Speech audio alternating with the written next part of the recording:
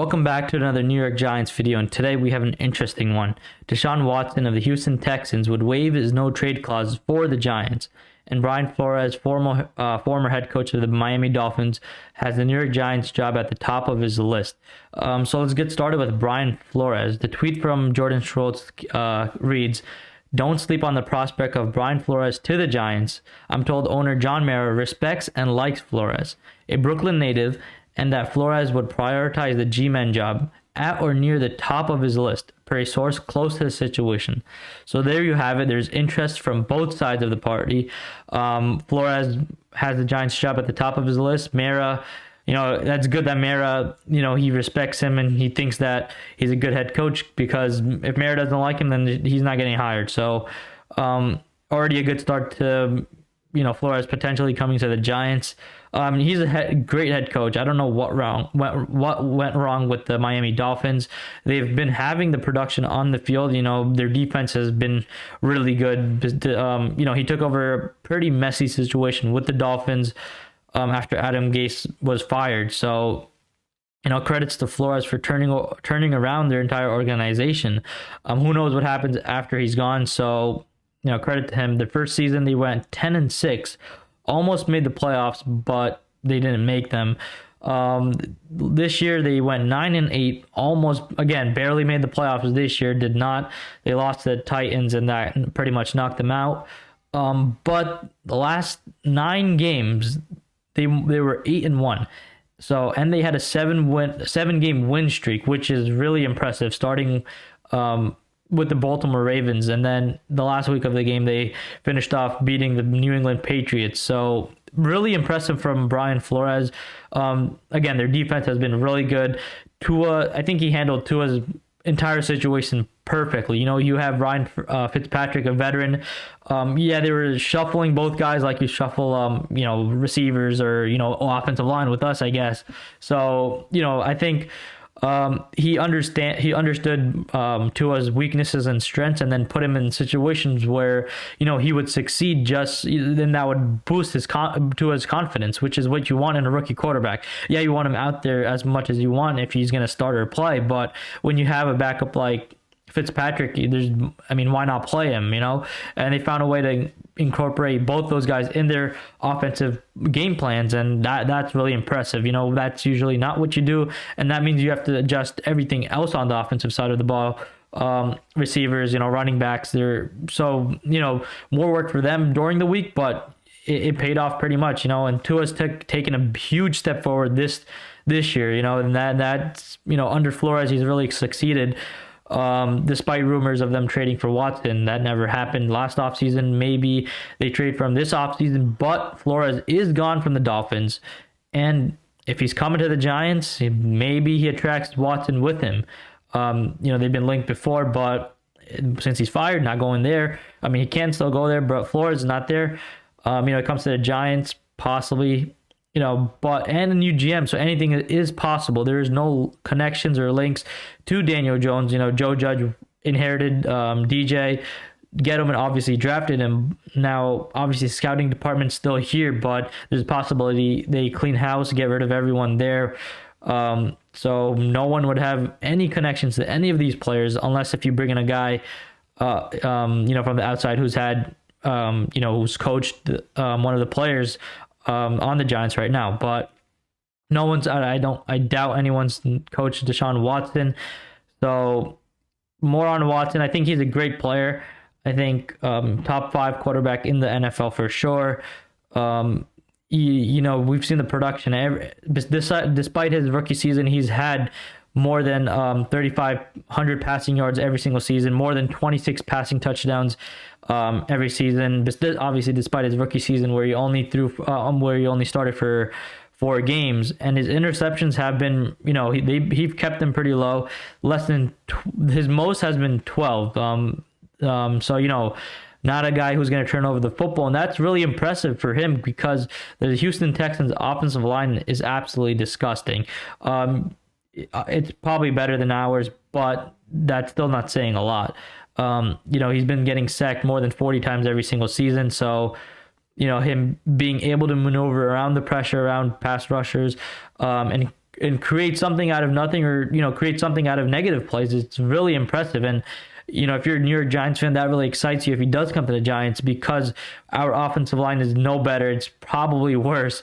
So, with a guy who could, run as much as Watson does, you'd expect, our sacks to go down a little bit, more bigger plays, and maybe, through there, obviously, and through, maybe even on the ground game with Watson. And that kind of elevates our running back core too. Guys are going to be aware of that read option. Obviously, they do the same thing with DJ, but when it's Deshaun Watson, it's a different story. So that excites you. But he does come with a hefty price, and it's just not his contract. His contract is pretty big too. He got he's on contract to 2026. He's a free agent 2027, which is pretty good. You wouldn't have to give him a new contract, but at the end of the day, his contract is still big. He would be taking up a huge portion of our cap space.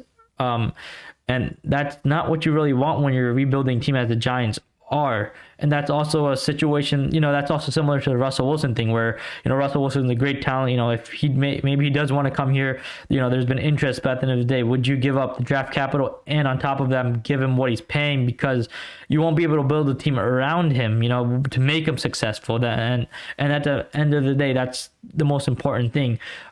We've seen teams with great quarterbacks, and then, once when that contract starts, their team just falls apart because you're not able to bring in talented players around the quarterback. And I don't know if Watson would want to come here realizing that, because that's the same situation he's in Houston. There's no difference, despite that, he has all those cases, on his back there, and then hopefully he clears something up going somewhere else. But at the end of the day, it's literally the same thing for him. Obviously, for us, it's different. We probably would win more games with him, but how many more games are you going to win? We won 4 games this past season. You bring that up to 6, 7, maybe even 8 games. You're going to be mediocre, and that's not what you want. That's going to suck. I'd rather have a quarterback like DJ and build around him and win more games, and probably, potentially go make a run in this playoffs, a couple years from now. But, Watson would definitely mean you're going to win more games now. But at the end of the day, what really matters is the long term, going for that Super Bowl ring. But giving up the draft assets also plays a huge factor into this, because we have the draft capital to go out and trade for him. But again, you're not going to be able to draft build your team around through the draft, which is really going to suck, because that's what we need when we have no cap space already. Again, we have like $5 million in cap space.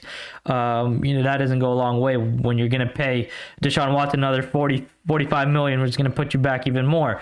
And then you got to cut players that you already have, and let alone bring in new players.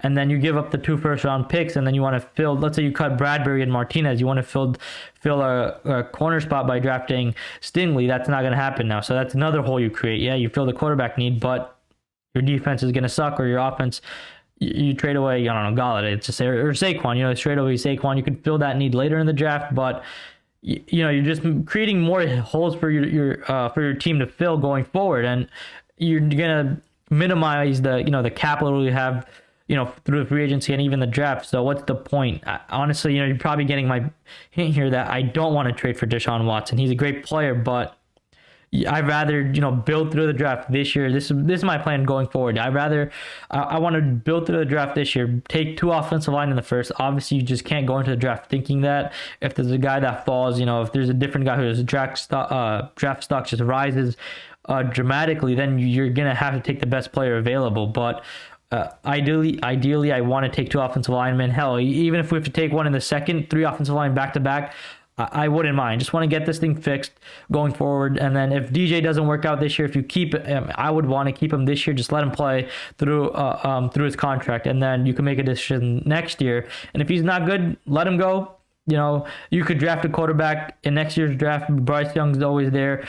Stroud's also there from Ohio State. So, there's options. And plus, the quarterback draft this year is not that good. Kenny Pickett would probably be at the top of the list.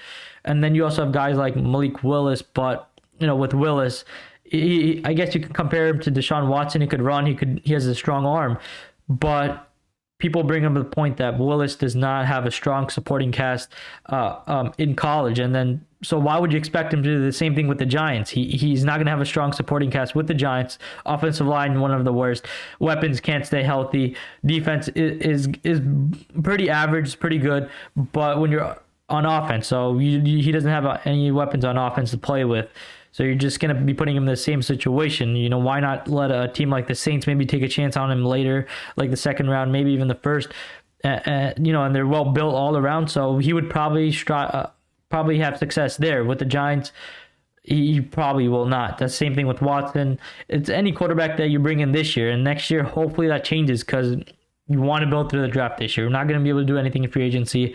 So I just want to build through the draft. I don't want to give up the draft capital to go out and bring in Watson or Russell Wilson. I was open to it, but then now I look back and think, I don't know what I was thinking, because I read, what's the point of bringing in Wilson? We're just, your cap space is going to take a huge hit, and you're going to give up draft capital. There's no point at all. But let's say if we were to bring in Watson, a mock trade would look like 2 firsts from this year, 5th and 7th. Sorry.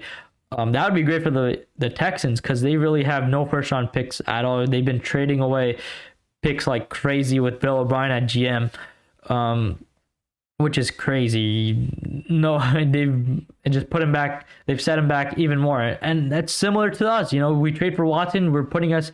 Let's say if he doesn't work out, I mean, he's a great player, but you can't build your team around him again. Same thing, same point. So you just be putting yourself even back, which you don't want to do. Especially the past decade, we've been putting ourselves back and back every single year. So don't want that to happen. But back to the mock trade, it would be 2 firsts this year. Probably DJ would be included. I don't get the point of keeping DJ no matter if you're trading for Deshaun Watson. And maybe a 3rd round pick this year, maybe like a 2nd round, or maybe he could even go up to another 1st round pick in 2023, which then you're really betting on Deshaun Watson to really carry your team going forward. And I don't want that to happen. You could include Saquon in there, so maybe a 1st this year, Saquon, and maybe a 2nd or 3rd round pick next year. These are guys, DJ and Saquon, are going to be expecting new contracts going forward. Saquon next year, DJ, you could pick up the 5th-year option. So you probably have 2 more years with him. So the Texans got to look at it that point of view too. You get the young talent, but we're going to have to pay them anyway. So I don't know how much leverage we would have there. At the end of the day, you could have the GM, you could have the head coach who want to carry out the trade, but like Mara said in Monday's presser, that if the player has the off the field issues, that trade is going to have to go through him. If he says no and he vetoes it, that's the end of that. Or you could look, if he thinks that these issues can be resolved, or Watson's a great guy, you feel like he hasn't done anything wrong. Just because if things get proven that way, but it's gonna have to go through him, and and we all know Mara, he's gonna be hesitant when bringing on someone with off the field issues. So I think that's gonna do it for this video. Hopefully you liked the video. Like the video if you did. Hit the subscribe button. Comment down below what you would do if you're the New York Giants. Would you bring on Watson? Would you not? And what do you think about Brian Flores potentially being the new head coach of the New York Giants? And see you in the next one.